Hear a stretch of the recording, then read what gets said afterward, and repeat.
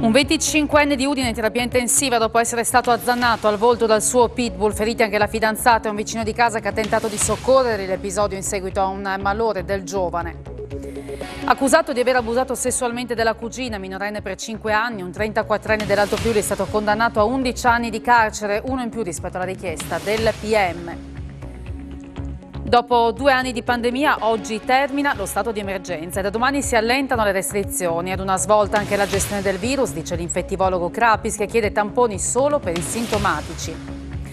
Definite le date per le amministrative e per i referendum, sarà Election Day il 12 giugno. La Regione si adegua alle indicazioni nazionali, 33 i comuni al voto in Regione, eventuale ballottaggio il 26 giugno. Allenamento a parte anche oggi per Deulofeu, che salterà la gara contro il Cagliari, Success indietro di condizione, dunque Pussetto in pole per il posto da titolare accanto a Veto.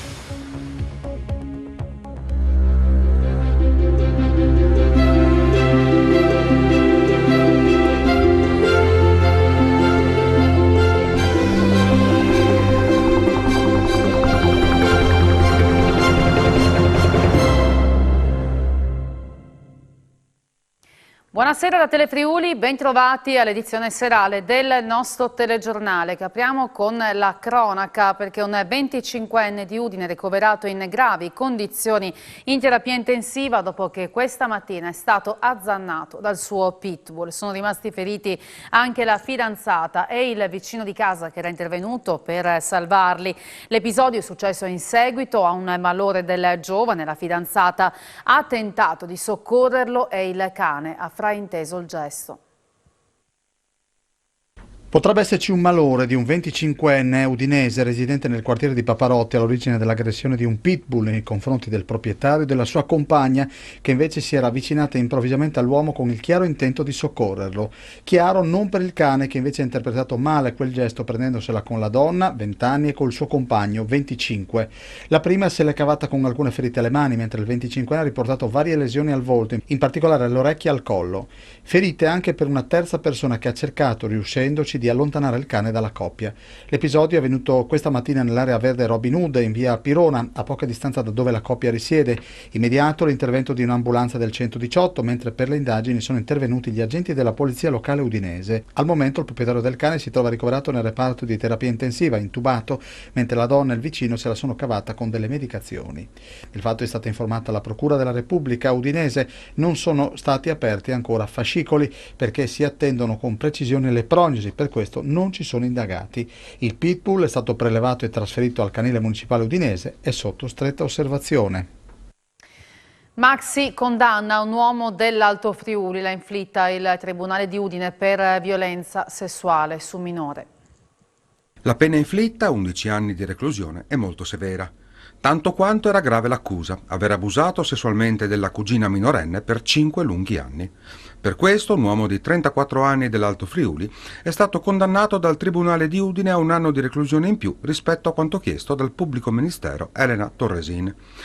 La ragazza ha trovato la forza di denunciare il cugino solo 4 anni dopo la fine di quegli abusi, cominciati nel 2009, quando lei aveva 11 anni e lui 22, e terminati nel 2014. Dopo il primo episodio, l'uomo ha costretto sistematicamente la minore ad avere rapporti sessuali 2 o 3 volte a settimana, approfittando del fatto che vivevano nello stesso edificio e dell'assenza di altri parenti, e sistematicamente dopo la minacciava di morte se avesse raccontato l'accaduto. Le violenze sono terminate solo quando la ragazza si è fidanzata. Durante la ringa, il difensore del condannato, l'avvocato Gabriele Bano, ha sottolineato che le accuse si basavano solo sulle dichiarazioni della vittima e che alcuni episodi sollevavano ragionevoli dubbi. Alta infine la richiesta di risarcimento della parte civile, rappresentata dall'avvocato Camilla Beltramini. I giudici hanno stabilito che il danno dovrà essere liquidato in sede civile. E torna in Tribunale Udine il caso di molestia allo stringer in aula. Il docente imputato ha respinto tutte le accuse. Posso essere entrato in contatto fisico con qualche studente, ma solo fortuitamente per motivi didattici. Si è difeso così l'ex insegnante dello stringer, accusato di violenza sessuale e molestia nei confronti di 11 ragazze tra il 2017 e il 2018. L'uomo, in tribunale a Udine, ha negato recisamente di aver palpeggiato, toccato nelle parti intime le sue studentesse o di aver fatto apprezzamenti nei loro confronti. Vista la natura tecnico-pratica della materia di laboratorio da me insegnata, ha raccontato rispondendo alle domande del PM Elena Torresin, Vaccine, il contatto fisico diventa quasi automatico. Specie nelle prime 2 classi, ha continuato, succede che l'insegnante debba aggiustare il nodo di una cravatta, sistemare una camicia, un bottone, allacciare un grembiule o controllare la cura delle mani. Le ragazze avrebbero quindi frainteso il significato di questi contatti, così come quello degli atteggiamenti di incoraggiamento e di ascolto loro rivolti. Inizialmente, ha proseguito, non mi ero preoccupato, poi il 30 novembre 2018, quando ho ricevuto i provvedimenti giudiziari della procura, il mondo mi è crollato addosso. Non feci ricorso contro la sospensione, ha concluso, perché ero deluso da una scuola che non ha saputo difendermi. L'esame dell'imputato proseguirà nella prossima udienza. Farmaci irregolari o scaduti, spesso conservati in promiscuità con altri farmaci ancora validi. Diverse violazioni nella gestione dei medicinali sono emerse all'interno di 6 ambulatori veterinari della regione, a risultanza delle 24 ispezioni eseguite dai NAS di Udine nell'ambito di una campagna di controllo finalizzata alla verifica delle prestazioni terapeutiche e curative che si svolgono in strutture a tutela degli animali domestici. Nello specifico, i militari del NAS hanno riscontrato e punito inadempienze in una struttura nell'ex provincia di Trieste, in 2 ambulatori veterinari di Pordenone e in uno a Gorizia. Le violazioni riscontrate nella destra tagliamento hanno anche portato a una doppia sanzione amministrativa. Oggi, ultimo giorno, dopo 2 anni di pandemia, dello stato di emergenza. Con domani, 1° aprile, cadono diversi obblighi e comincia così la fase progressiva di allentamento delle misure restrittive. Si chiude con oggi lo stato d'emergenza sanitaria per la pandemia da Covid, dichiarato dal Consiglio dei Ministri il 31 gennaio del 2020. Ultimo giorno anche per il Comitato Tecnico-Scientifico che ha indirizzato le decisioni del Governo e dell'impiego del sistema a colori per le regioni. A partire da domani cade l'obbligo del Green Pass per i servizi di ristorazione all'aperto, per accedere a negozi, uffici pubblici e per utilizzare i mezzi di trasporto pubblico locale o regionale. Rimane in vigore l'accesso ai luoghi di lavoro con il Green Pass base per tutti, compresi gli over 50. Con il 1° aprile è previsto il ritorno al 100% della capienza degli impianti sportivi sia all'aperto che al chiuso.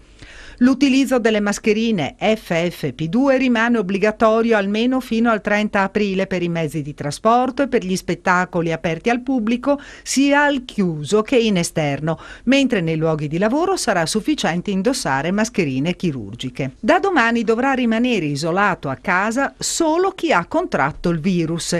Chi ha avuto un contatto stretto con un caso positivo dovrà applicare il regime di autosorveglianza. Per quanto riguarda le scuole, dall'infanzia alla secondaria di secondo grado, oltre i 4 casi di positività tra gli alunni, le attività proseguono sempre in presenza e per i docenti e gli alunni che abbiano superato i 6 anni d'età è previsto l'utilizzo della mascherina FFP2 per 10 giorni dall'ultimo contatto con un soggetto positivo. In caso di comparsa di sintomi, il rientro in classe è possibile dopo aver esibito l'esito negativo del tampone molecolare o del test antigenico rapido.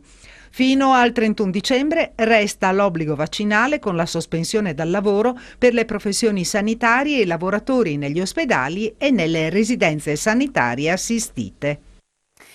E la gestione del virus ha una svolta anche da un punto di vista strettamente sanitario. Ne parleremo questa sera nel dettaglio dalle 19:45 a Screenshot con l'infettivologo Massimo Crapis, secondo il quale siamo in una fase di passaggio tra pandemia e endemia e per questo bisognerà presto concentrare i tamponi solo su persone con sintomi evidenti. Il cambio di mentalità probabilmente lo dovremmo fare tutti noi, anche in ambito sanitario, nel andare a ridurre la ricerca del tampone positivo. Non solo la fine dell'emergenza a livello politico, ma pure sul fronte sanitario. Secondo l'infettivologo Massimo Crapis, nonostante l'aumento dei casi per Omicron 2, che però poco si ripercuotono negli ospedali, siamo a un punto di svolta, quello di una normale convivenza con il virus. Tecnicamente noi parliamo di fase di passaggio dalla pandemia all'endemia. Endemia vuol dire che diamo per assodato e per scontato che il virus ormai fa parte dei virus che circolano e che circoleranno ormai da qui in avanti, chissà per quanto tempo. Nella fase di endemia noi dobbiamo a quel punto dedicarci solo ed esclusivamente alla gravità clinica. Quindi nel momento in cui c'è un paziente che ha dei sintomi rilevanti, a quel punto è fondamentale da rivolgersi alla diagnostica, fare il tampone e capire se è positivo. Perché abbiamo delle armi adesso a disposizione, i monoclonali, gli antivirali, per cui abbiamo delle possibilità terapeutiche, quindi questo risulta ancora fondamentale e lo risulterà per tanto tempo. Ma al contrario, andare a fare un tampone nelle persone asintomatiche o nelle persone paucisintomatiche, a quel punto non diventa più produttivo da nessun punto di vista, né epidemiologico né poi neanche sociale. Per quanto riguarda i dati di oggi, ci sono numeri in leggero calo dal punto di vista dei contagi, 1.400 su circa 10.000 tamponi, con un tasso di positività che supera di poco il 10%. C'è una leggera crescita rispetto a ieri, si registrano 3 decessi, le vittime tra i 72 e i 98 anni. Sul fronte degli ospedali ci sono 5 pazienti in terapia intensiva e 136 nei reparti ordinari, cala anche il numero di persone in isolamento domiciliare, circa 23.054 nuovi contagi tra i dipendenti del servizio sanitario regionale, 19 ospiti e 7 operatori contagiati nelle residenze per anziani della regione. Nella settimana dal 23 al 29 marzo in Friuli Venezia Giulia è stata registrata una performance in peggioramento per i casi Covid attualmente positivi ogni 100.000 abitanti, 1.909 contro i 1.763 del periodo precedente, ed è stato rilevato un aumento dei nuovi casi del 6,4% rispetto alla settimana prima. Sotto soglie di saturazione i posti letto in area medica al 10,3% e in terapia intensiva al 4%. Emerge dal monitoraggio settimanale di Fondazione Gimbe a livello nazionale, dopo 2 settimane di netto incremento, nel periodo dal 23 al 29 marzo c'è stata una sostanziale stabilità dei nuovi casi Covid. In questo momento, secondo Fondazione Gimbe, è difficile fare delle previsioni.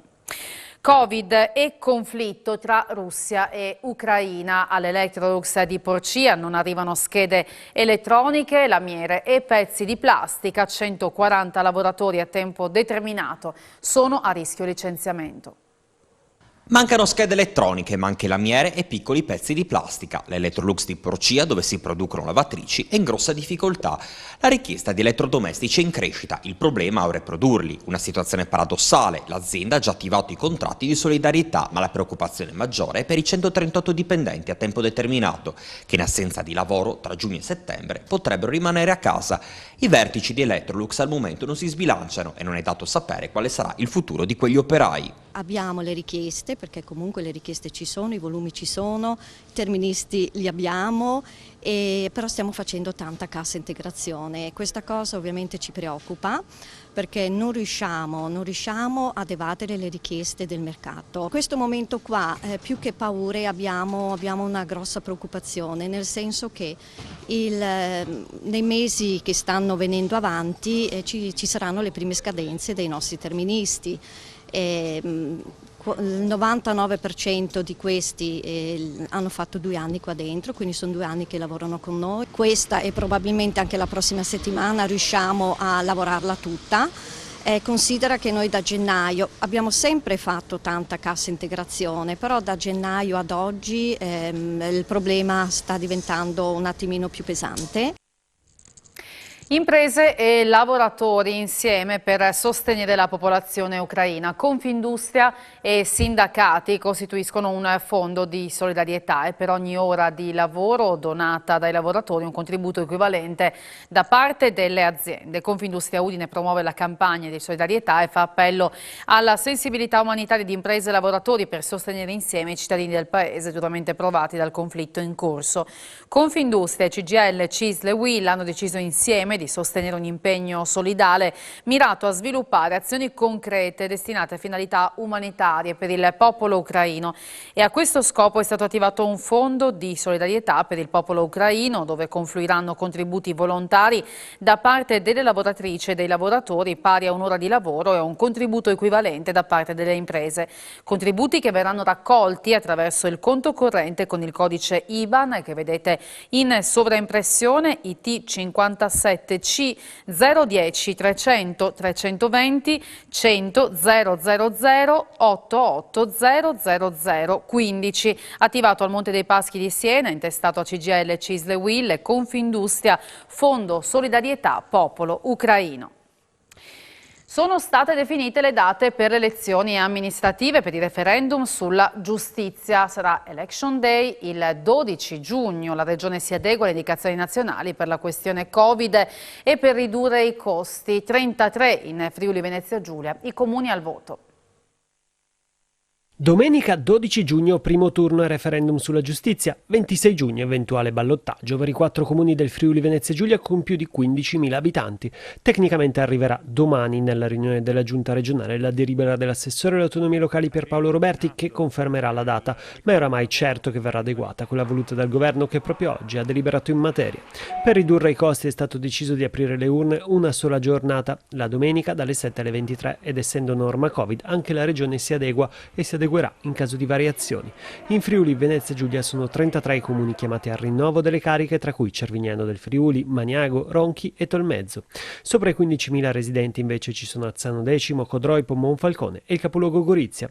5 invece quesiti referendari presentati dalla Lega che esulta per la scelta dell'Election Day. Tra questi ci sono la riforma del CSM, l'equavalutazione dei magistrati, la separazione delle carriere delle toghe, la custodia cautelare e l'abolizione della legge Severino. Non c'è alcun timore di perdere la concessione. L'assessore alle infrastrutture regionali Graziano Pizzimenti ha parlato ai nostri microfoni dell'avanzamento dei lavori sulla 4 e anche dell'iter per il trasferimento della concessione alla Gnuco.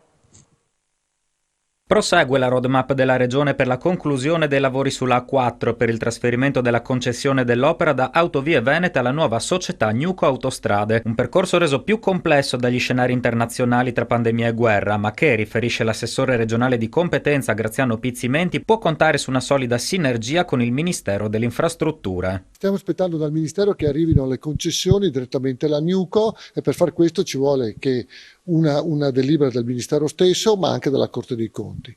Questo vuol dire che noi stiamo perseguendo con convinzione questa strada, siamo sicuri che arriveremo a questo obiettivo, anche se è stato molto e sarà molto ancora faticoso, perché continuamente ci chiedono degli aggiornamenti su quello che è il subentro dei soci rispetto a quello che sono gli attuali. I lavori per la terza corsia nel frattempo avanzano. Nel biennio Covid sono 32 chilometri portati a termine ed è stato completato anche lo snodo di Palmanova, dove sono stati inoltre stanziati 2 milioni di euro per la costruzione della rotonda. Sono mantenuti i fondi per la costruzione di questa rotonda, entro l'estate avremo il progetto esecutivo, andremo in gara, quindi se tutto va bene io penso che entro la fine dell'anno avremo anche la ditta per cominciare i lavori.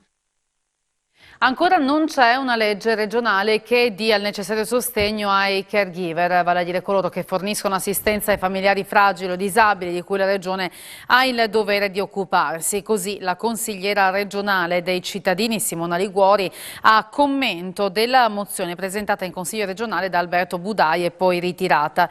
2 proposte di legge esistono già, ha ricordato Liguori, ed è tempo di arrivare a un documento condiviso. La replica arrivata dall'assessore alla Salute Riccardi, che ha sottolineato come il contesto più adatto per inquadrare il tema caregiver sia quello della revisione della legge 41 e domani sarà in Regione peraltro il Ministro alla disabilità Erika Stefanino, occasione secondo Riccardi per discutere con lei delle misure che ha in cantiere il Governo a riguardo. Nulla da fare per la proposta di legge incentrata sull'istituzione del reddito energetico regionale presentata dai consiglieri pentastellati. Dopo la discussione in aula, il provvedimento definito irrealizzabile dall'assessore alla difesa dell'ambiente Fabio Scoccimarro è stato respinto dalla maggioranza. Non ci aspettavamo un no così tranchant dall'assessore. L'intento era di aiutare le famiglie anche ad avere il cosiddetto reddito energetico, ovvero di mettere a disposizione i propri tetti per l'installazione di pannelli fotovoltaici e avere un guadagno dalla rendita, diciamo così, dei kilowatt che rimangono a fine giornata. Il tema va affrontato, non si può far finta che questo non esista. Così come non ha voluto affrontare il tema degli impianti dell'agri fotovoltaico, oggetto di una nostra proposta di legge che non è stata accolta. Da questa giunta tanti annunci, tante parole ma pochissimi fatti. Per quanto riguarda la maggioranza c'è una forte sensibilità per quanto riguarda le politiche energetiche, le politiche ambientali, anche per quanto riguarda energie rinnovabili da impianti fotovoltaici, al di là di quella che è stata la discussione oggi in aula su una proposta di legge che doveva essere ridefinita e doveva essere revisionata anche in virtù di quelle che sono naturalmente le normative nazionali. Quindi c'è una forte attenzione su questo tema. A Faugnaco di Martignacco è stata aperta una delle paratoie facendo defluire l'acqua che di fatto alimenta i canali dai quali si approvvigiona il territorio, in particolare per l'agricoltura e l'irrigazione. Le precipitazioni attuali non sono sufficienti e il deflusso resta basso. Piove dopo mesi, ma non basta per soddisfare le esigenze idriche e soprattutto l'irrigazione delle campagne friulane. E così questa mattina a Faugnaco di Martignacco è stata aperta una delle paratoie a scudo e l'acqua che scende da Ospedaletto. E adesso l'acqua che scende proprio da Ospedaletto prosegue il suo percorso fino alla fiera di Udine. Lì andrà a scarico nel torrente Cormor per una giornata, in maniera che tutti i detriti che vengono trasportati dall'acqua vengono scaricati naturalmente nel Cormor, e poi da lì il giorno dopo riprenderemo la stessa acqua e la porteremo fino in via Castelfidardo a Udine, dove alimenteremo il canale di Castions. Questa è l'acqua che serve per l'agricoltura, per irrigare i campi, ma anche per gli impianti di forza motrice, la centrale idroelettrica del Consorzio di Bonifica Pianura Friulana. Al momento la potenza di transito è fra i 2 metri cubi secondo. 48 ore fa ci eravamo detti sta per arrivare la pioggia, le precipitazioni sono sufficienti o no? No, le precipitazioni sono insufficienti, praticamente è piovuto poco o niente. Speriamo che oggi e domani scendano quei benedetti millimetri di pioggia che ci consentano un po' di respirare, insomma, perché adesso siamo veramente male e se non piovono almeno un centinaio di millimetri la situazione permane grave. E oggi si è conclusa la prima fase dei lavori per evitare lo spreco d'acqua dell'Edra. L'obiettivo prioritario è non disperdere il bene acqua, ridurre a zero lo spreco idrico. Oggi in zona Martignacco si sono conclusi i lavori del corso Ledra, alveo di 4,5 km che rifornisce la pianura friulana centro-occidentale, che sarà sottoposto ad un rivestimento in cemento. Il canale prima era interrato con conseguenti perdite. Proprio in questo momento le immagini della nostra Martina Beraldo lo testimoniano, il canale si sta riempiendo d'acqua, vero? Sì, con oggi. Da tempo era stata prefissata la data di oggi per reimmettere l'acqua e questa data è stata rispettata. Con oggi, diciamo, tutto il canale viene riempito da Faugnaco a valle fino all'Entefiera e poi pian piano nei prossimi giorni si procederà anche alla riapertura dei canali derivatori secondari che prendono l'acqua da questo canale. Conclusa la prima fase con il rivestimento di 2,3 km, a novembre i lavori ripartiranno con un investimento totale di 15 milioni di euro. E anche le api sono in difficoltà a causa della siccità, tanto che devono essere nutrite dagli apicoltori. Il lungo periodo di siccità in regione ha riportato in sofferenza il mondo dell'apicoltura, già in difficoltà a causa di emergenze climatiche ormai sempre più frequenti. Con poca acqua a disposizione le api si indeboliscono e fanno più fatica nel riprodursi. A risentire della siccità sono anche le piante stesse, con la conseguenza che le api si ritrovano non solo senza acqua, ma anche con poco cibo. Le piante, non trovando umidità, raccolgono presso di loro la loro umidità e non danno tanto nettare. La qualità del nettare non è ottima se non c'è e se non ci sarà acqua. Tantissimi nostri associati sono a controllare le api e stanno dando degli sciroppi, che sono nient'altro che acqua e zucchero, molto diluita, per fare in modo che le api possano avere sia l'acqua che anche un leggero nutrimento per fare in modo che la covata possa riprendersi. E tutto questo quindi come si ripercuote sulla produzione del miele? Scarsissima. La regione è intervenuta stanziando quasi 300.000 euro per l'acquisto di nutrimenti aggiuntivi per le api. È il primo anno che noi diamo da mangiare noi alle api, non le api che ci danno da mangiare il loro miele. Le piogge previste nei prossimi giorni non bastano. Le piogge no, sono 2 mesi che non piove e quindi non bastano. La dipendenza da gioco d'azzardo sta colpendo sempre più persone, anche giovani. Sentiamo la testimonianza di una persona che è affetta da questa patologia. Il periodo in cui ho giocato è stato particolarmente lungo e ha innescato tutta una serie di problemi economici abbastanza rilevanti.